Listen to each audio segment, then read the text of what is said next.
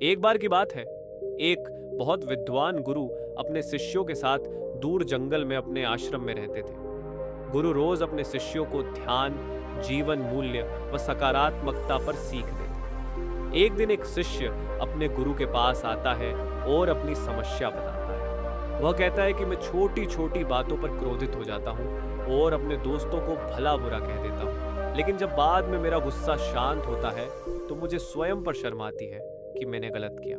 मैं अपने मन को वश में नहीं कर पाता हूँ। इस पर गुरु हल्के से मुस्कुराते हैं और अपने शिष्य को कहते हैं कि अपने मन को वश में करने के लिए मैं तुम्हें 5 महत्वपूर्ण अभ्यास बताता हूँ जो तुम्हारे जीवन भर काम आएंगे और तुम्हें जीवन की चुनौतियों से निपटने में मदद करेंगे। पहला अभ्यास है आत्म स्वीकृति, मानसिक शक्ति की दिशा में। पहला कदम आत्म स्वीकृति है। इसका मतलब है कि हमें खुद को पूरी तरह से स्वीकार करना चाहिए, अपनी कमजोरियों और खामियों के साथ। जब हम अपनी सीमाओं को पहचानते हैं और उन्हें स्वीकार करते हैं तो हम मानसिक रूप से अधिक संतुलित हो जाते हैं। आत्म स्वीकृति से हमें अपने आत्मसम्मान को बढ़ाने में मदद मिलती है और जब हम खुद को प्यार और सम्मान देते हैं तो हम बाहरी स्थितियों का सामना करने में सक्षम होते हैं। दूसरा अभ्यास है सकारात्मक सोच।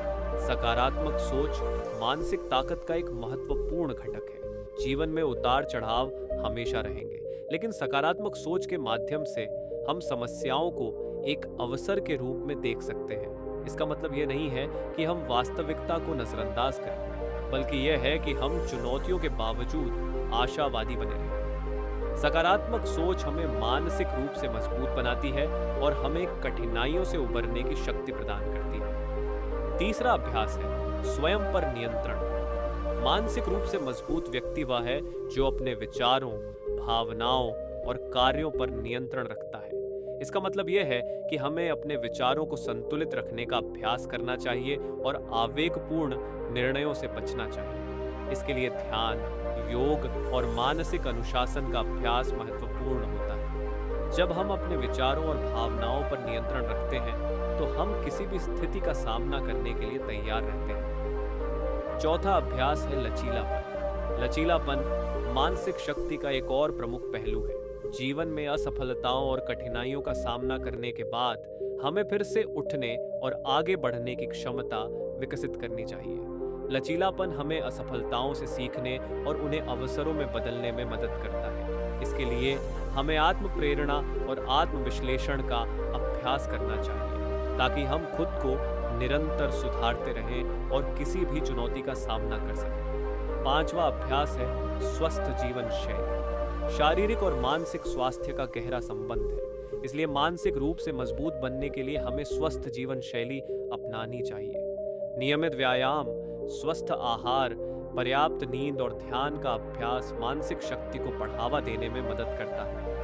जब हमारा शरीर स्वस्थ होता है तो हमारा मस्तिष्क भी बेहतर तरीके से काम करता है, जिससे हम मानसिक रूप से अधिक सक्षम बनते हैं। गुरु अपनी बात यहीं समाप्त करते हैं। शिष्य के चेहरे पर संतुष्टि का भाव होता है। अब वह अपने गुरु को प्रणाम करता है और अपने दोस्तों की ओर चला जाता है।